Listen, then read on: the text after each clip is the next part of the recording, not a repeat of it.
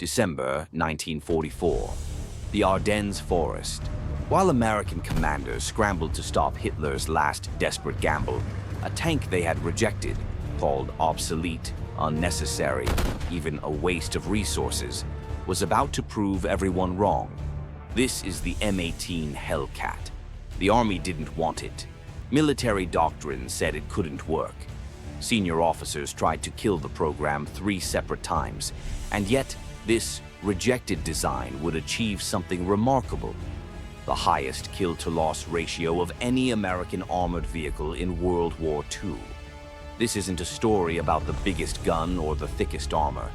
This is a story about speed, innovation, and how a handful of mavericks defied the entire American military establishment to create a tank destroyer that could run circles around and kill Germany's most feared armor. This is the story of the Hellcat. To understand why the M18 was rejected, we need to go back to 1941. America had just entered the war, and the army had a very specific idea about how to fight tanks. Their doctrine was crystal clear: tanks fight tanks. That's what the M4 Sherman was for. Meanwhile, dedicated tank destroyers would serve a defensive role: mobile guns that would rush to threaten sectors and ambush enemy armor. But here's the problem: the army wanted its tank destroyers to be heavily armored. They were thinking about defensive positions, trading shots with German panzers. They wanted something that could take a hit. So when a brilliant, stubborn engineer named Harley Earl, no, not the car designer, different guy, proposed something radical, the army brass wasn't interested.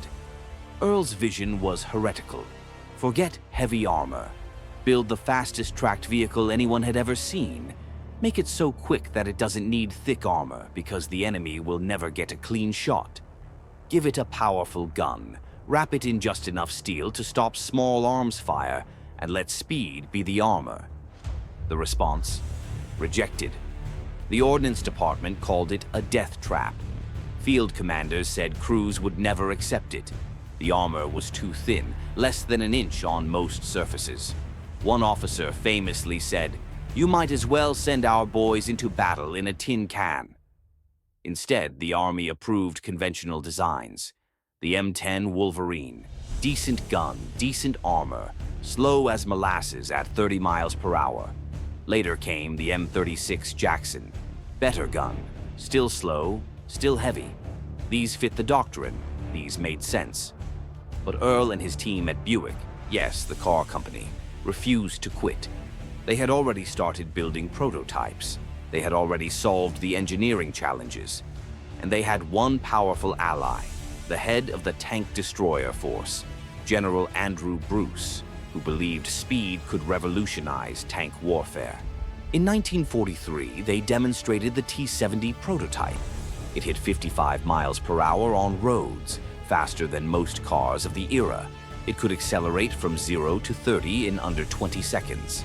And it mounted a 76 mm gun that could kill any German tank from the side or rear. The army reluctantly approved limited production, but skepticism remained thick. Many believed the M18 would be a footnote, a failed experiment. They had no idea what was coming. So, what made the Hellcat special? Let's talk engineering, because this machine was revolutionary in ways most people don't understand. First, the engine. While other tank destroyers used modified truck or tank engines, the M18 got a Continental R975, a 9-cylinder radial aircraft engine producing 400 horsepower. This wasn't just powerful, it had an incredible power-to-weight ratio. The entire vehicle weighed only 17.7 tons. Compare that to the M10 at 29 tons or the Sherman at 30 tons. Do the math. 400 horsepower divided by 17.7 tons gave the Hellcat about 22.6 horsepower per ton. The Sherman, about 13.3. The M10, around 11.7. This wasn't just faster, this was a different category of mobility entirely. Second, the suspension. Buick engineers designed a torsion bar suspension that was incredibly sophisticated for its time. This gave the M18 exceptional cross-country performance. It could maintain high speeds over rough terrain that would force other vehicles to slow to a crawl. Crews reported they could traverse muddy fields at 35 miles per hour, speeds that other tanks could only dream of on paved roads. Third, the turret. It could traverse 360 degrees in just 20 seconds, incredibly fast for the era. The gun, a 76mm M1A1, could penetrate 100 mm of armor at 1,000 yards. That was enough to kill a Panther from the side, a Tiger from the rear, and any Panzer IV from any angle. Now, about that armor everyone criticized. The front was only 12.7 mm, half an inch. The sides even thinner. This would not stop a German tank shell. It would barely stop heavy machine gun fire. On paper, this looks suicidal. But here's what the critics missed. The M18 wasn't designed to trade shots. It was designed to never get shot at all. The tactical philosophy was simple. See first, shoot first, leave first, get to an ambush position, wait for the enemy, take a shot, and be gone before they can respond. Speed wasn't just an advantage, it was the entire defensive strategy. And it required a completely different kind of crew. M18 gunners had to be crack shots because they usually only got one chance. Drivers had to be aggressive and skilled, comfortable pushing the vehicle to its limits. Commanders had to think 3 moves ahead, always planning the escape route before taking the shot. This wasn't a tank. This was a weapons system that required a new kind of tanker. The first M18s arrived in Europe in July 1944, just after D-Day. The 630th Tank Destroyer Battalion was among the first units equipped with them. Crews who had trained on slower, heavier vehicles suddenly found themselves in charge of speed demons. The learning curve was brutal. Early engagements were mixed. Some crews tried to use the M18 like a conventional tank destroyer, taking defensive positions and engaging at range. This usually ended badly. That thin armor couldn't protect them in a slugging match. Several Hellcats were knocked out in the first weeks, and skeptics in the army said, "See, we told you so." But then something changed. Crews started to understand the machine. They stopped fighting like tank destroyers and started fighting like cavalry. Fast reconnaissance, flanking maneuvers, hit-and-run raids. And suddenly, the kill counts started climbing. Then came the Battle of the Bulge, December 16, 1944. Hitler threw everything he had left into one desperate offensive. Hundreds of German tanks, including the newest Panthers and King Tigers, smashed into American lines through the Ardennes forest. It was chaos. Units were surrounded, communication broke down, and German armor punched deep into Allied territory. This should have been a nightmare for the M18. Poor weather-limited air support. The Americans were on their heels. German armor had the initiative. But in this chaos, the Hellcat found its moment. Near the town of Bastogne, a platoon of M18s from the 705th Tank Destroyer Battalion spotted a column of German Panthers advancing through the snow. The Panthers were powerful, 75-ton monsters with frontal armor that could shrug off most American guns. In a straight fight, they would slaughter the Hellcats. But the Hellcat commander didn't want a straight fight. Using their superior speed, the M18s raced through back roads, getting ahead of the German column. They positioned themselves on a wooded hillside, overlooking a narrow valley the Germans had to pass through. Then they waited. When the Panthers entered the kill zone, the Hellcats opened fire, not at the frontal armor, that was suicide. They aimed for the sides, the engine decks, the rear. The 76mm of guns roared. 3 Panthers were burning within 45 seconds. The Germans tried to respond, turrets traversing, but the Hellcats were already moving. By the time German guns had acquired targets, the Americans had repositioned. In 6 minutes of combat, That single Hellcat platoon destroyed 5 Panthers and damaged 2 more without losing a single vehicle. It was a masterclass in speed and maneuver. And this wasn't an isolated incident. Throughout the Bulge, M18 units racked up impressive kill counts.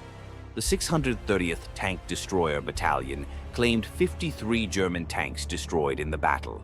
The 705th claimed 36. These were numbers that Sherman units, with 5 times as many vehicles, struggled to match. By war's end, the statistics were undeniable. The M18 Hellcat achieved a kill-to-loss ratio of approximately 2.4 to 1, meaning for every Hellcat lost, the crews knocked out more than 2 German tanks. For comparison, the M4 Sherman's ratio was roughly 1 to 1.2. The heavily armored M26 Pershing, about 1 to 1. The rejected tank wasn't just good, it was the best. So why did it work? Why did a lightly armored vehicle outperform heavier, more survivable designs? The answer lies in understanding what actually kills tanks in combat. First principle.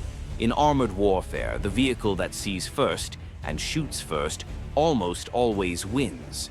The Hellcat's speed meant it could get to observation positions faster, scout more aggressively, and find the enemy before being found. Speed provided better situational awareness than any amount of armor. Second principle. Mobility is life. A tank that can't move is a tank waiting to die. The M18's incredible agility meant it could avoid artillery, escape bad situations, and reposition constantly. It was never in the same place long enough for the Germans to coordinate a response. Third principle. In tank combat, position matters more than protection. Every tank has weak spots: thin side armor, vulnerable engine decks, exposed ammunition storage. The Hellcat's speed meant it could almost always achieve a favorable firing position. Why try to punch through a Panther's 80mm frontal armor when you can zip around and hit its 40mm side armor? But there's a human element too. M18 crews developed an almost fanatical confidence in their vehicles. They trusted the speed. They pushed limits that other crews wouldn't dare. One veteran described it as driving a sports car while everyone else was driving trucks. That confidence translated into aggressive, effective tactics. Meanwhile, German tanks were going in the opposite direction. The Tiger II King Tiger weighed 68 tons and could barely move cross-country. Panthers were maintenance nightmares that broke down constantly.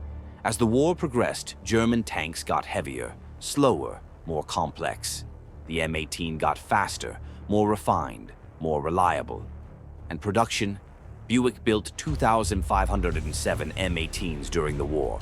They were cheap, about $55,000 each compared to $65,000 for a Sherman. They were reliable. M18s had excellent mechanical availability rates, and they were easy to repair. Speed wasn't just a tactical advantage, it was a logistical advantage. After World War II, the M18 should have become legendary, but instead it was quietly phased out. The Army went back to conventional thinking: heavy tanks, thick armor, bigger guns. The lessons of the Hellcat were largely forgotten. But those lessons didn't disappear entirely. Look at modern warfare, and you'll see the M18's DNA everywhere. Fast attack vehicles, wheeled tank destroyers like the Italian Centauro or the Chinese Type 09.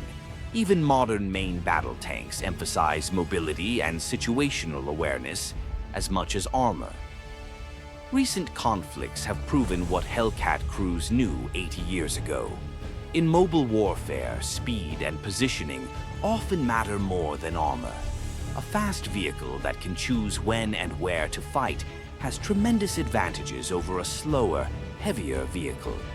The M18 represented a radical idea: that you could design around speed rather than protection, that maneuver warfare could work, that sometimes the best defense isn't thicker armor, it's never being where the enemy expects you to be. It took courage to build this machine, courage from engineers like Harley Earl who defied conventional wisdom, Courage from General Bruce, who fought the bureaucracy to get it approved. And most of all, courage from the crews who climbed into these lightly armored vehicles and drove them into combat at 55 miles per hour. The M18 Hellcat was rejected because it broke all the rules. It had armor that wouldn't stop a determined assault rifle. It looked fragile compared to the armored behemoths of the era. On paper, it seemed like a death trap. But in practice, it outperformed every other American armored vehicle. It gave German tank crews nightmares. It proved that speed, properly applied, could revolutionize armored warfare. Innovation often looks like stupidity until it works. The experts said the Hellcat couldn't succeed. Doctrine said it was obsolete before it was even built. Conventional wisdom said you needed thick armor to fight tanks. But a handful of mavericks believed that speed could be armor, that maneuver could beat firepower, that doing the unexpected could win battles. And they were right. The M18 Hellcat, rejected by the establishment, feared by the enemy, beloved by its crews, the fastest tracked vehicle of World War II, the highest kill ratio of any American armored vehicle, and proof that sometimes the most radical solution is the right solution. Sometimes the best tank is the one that doesn't fight like a tank at all. Text on screen. The M18 Hellcat, top speed 55 mph, 89 km/h, weight 17.7 tons, kill to loss ratio 2.41, produced 2,507 units, crew 5, main gun 76 mm M1A1, service 1944-1945 US, post-war service in multiple nations. If this story of innovation against the odds inspired you, hit subscribe.